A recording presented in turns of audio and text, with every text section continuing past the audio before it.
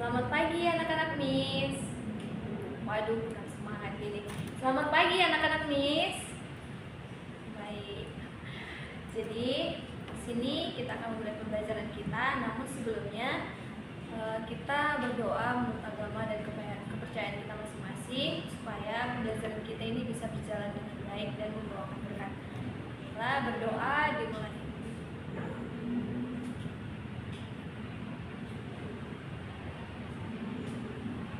Berdoa selesai. Oke, baik. Kepada sekretaris, boleh ya nanti dilihat teman-temannya yang hadir, dicek di absensi ya, nanti di akhir pertemuan, di akhir pembelajaran kita ini boleh serahkan kepada Miss.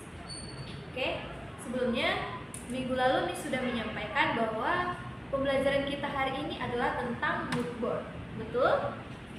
Oke.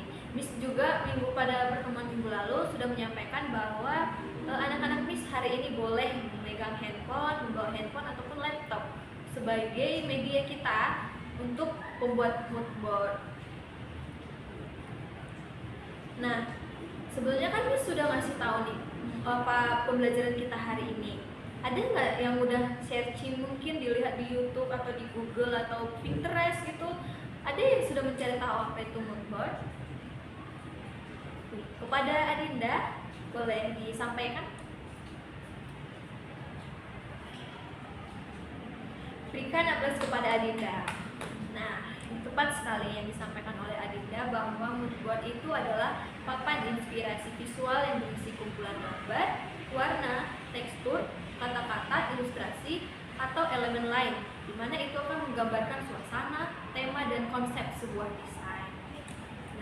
Untuk fungsi mood board itu yang pertama ada menentukan arah dan konsep desain, kemudian sebagai alat komunikasi visual, kemudian menjaga konsistensi desain, mempermudah pengambilan keputusan, kemudian membantu evaluasi desain.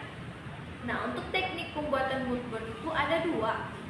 Nah, disampaikan yang pertama itu tekniknya secara manual, di mana teknik secara manual ini artinya pembuatan mood board itu dengan bahan fisik. Contohnya, kita membuat mood board dari bahan-bahan yang kita sediakan fisik, ada wujud nyatanya. Seperti kita mengambil referensinya dari buku, majalah, koran. Nah, kita membuat mood board itu manual, di mana kita akan menyusun sendiri dengan menggunakan mungkin bahan seperti lem, gunting, dan sebagainya. Nah, teknik yang kedua ada digital. Nah, ini yang akan kita kerjakan pada hari ini, di mana teknik pembuatan mood board dengan cara digital itu yaitu pembuatan mood board menggunakan aplikasi seperti Canva, Microsoft Word, PowerPoint, atau juga Ibis Paint dan juga aplikasi lainnya. Nah, di sini Miss menyampaikan sebenarnya ada banyak ya yang bisa menjadi sumber ide kita untuk menuangkan atau membuat mood board. Di sini Miss sampaikan ada 5 sebagai sumber ide pembuatan mood board.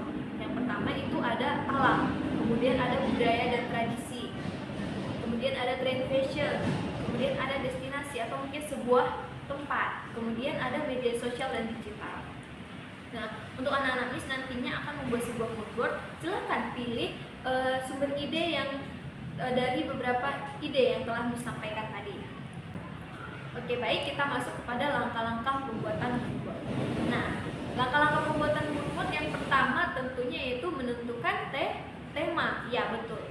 Kita menentukan tema. Contoh, Miss, saya mau temanya rumah adat Batak Toba. Di dalam rumah adat Batak Toba itu kan ada gorga, ada desain-desain yang lain. Nah, bisa menjadi inspirasi bagi kita untuk menuangkan sebuah mood board gitu ya. Atau mungkin Miss, saya mau idenya dari alam, Miss. Nah, dari alam ini banyak kan. Jadi mungkin saya mau sumber idenya petir, Miss, mungkin. Itu juga sebuah sumber ide bagi kita untuk membuat sebuah mood board. Kemudian cari inspirasi. Oke. Cari inspirasi, gambar-gambarnya mungkin bisa dicari di Pinterest, di internet, di Google, atau bisa juga foto sendiri, atau mungkin hasil desain sendiri bisa. Kemudian pilih gambar terbaik. Namanya juga kita ingin membuat mood board yang bagus gitu ya. Jadi anak-anak Miss boleh memilih gambar yang terbaik dan posisi penempatannya juga diperhatikan, keseimbangannya diperhatikan, unsur keselarasan warna juga diperhatikan. Oke. Kemudian mulai menyusun mood board. Susun mood board itu atur gambarnya, atur warnanya, atur jika mungkin anak-anak mau bikin teksnya boleh. Kemudian berikan judul dan kata kunci. Dan yang terakhir selesai dan dipresentasikan. Nah, oke, kita akan membuat sebuah mood board. Miss mau anak-anak Miss membentuk 5 kelompok. Boleh ya dipilih sendiri, pilih masing-masing saja. Oke, baik. Miss rasa semua kelompok sudah tersusun dengan rapi. Boleh ya mulai mengerjakan mood boardnya sesuai dengan langkah-langkah yang telah Miss jelaskan tadi. Silakan. Oh iya, waktu pengerjaannya 30 menit karena setelah itu kita akan presentasi. Oke.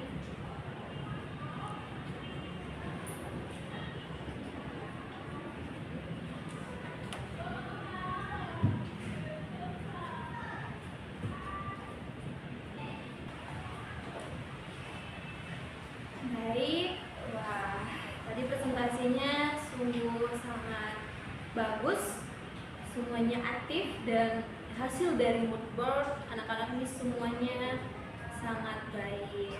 Beri apresiasi kepada semuanya. Oke, baik. Jadi di sini Miss mau menyampaikan sedikit tentang mood board atau menjadi kesimpulan pembelajaran kita hari ini.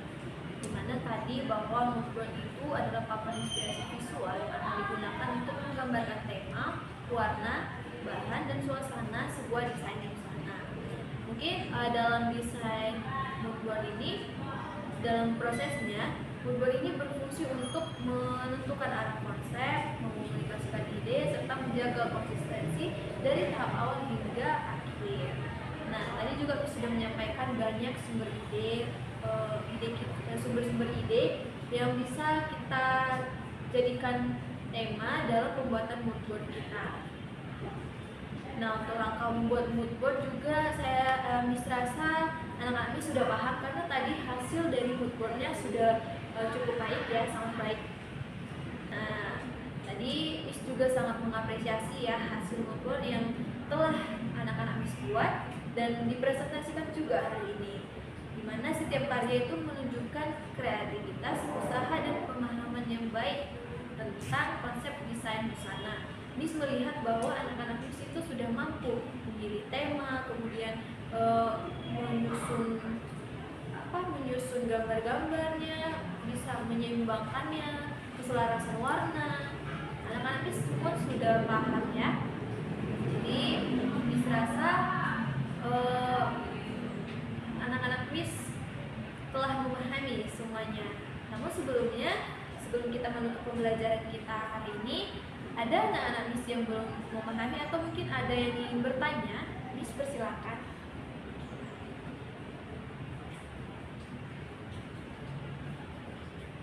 Oke, baik. Miss rasa cukup ya untuk hari ini. Nah, untuk minggu depan kita akan melanjutkan pembelajaran kita. Dan juga Miss di sini akan menyampaikan atau memberikan sebuah tugas yang akan dikerjakan di rumah secara individu, oke? Nanti Miss kirimkan di grup kita ya. Nanti anak-anak Miss boleh cek grup kita dan mengerjakannya. Minggu depan akan kita kumpulkan. Baik, demikian pembelajaran kita hari ini. Jika sudah tidak ada lagi yang bertanya, kita akhiri pembelajaran kita hari ini. Saya harap anak-anak Miss bisa menjadikan pembelajaran kita hari ini sebagai pembelajaran yang bermakna dan tidak hanya di hari ini saja, boleh menjadi sebagai dasar kita, karena nanti mungkin jika anak-anak Miss melanjutkan ke jenjang perkuliahan atau mungkin langsung meniti karir, anak-anak Miss pasti membutuhkan atau mungkin sangat memerlukan pembelajaran dasar kita ini, yaitu tentang mood board. Baik, kita akhiri pembelajaran kita hari ini. Jangan lupa kepada sekretaris absensinya ya. Baik, kita akhiri pembelajaran kita hari ini. Selamat siang.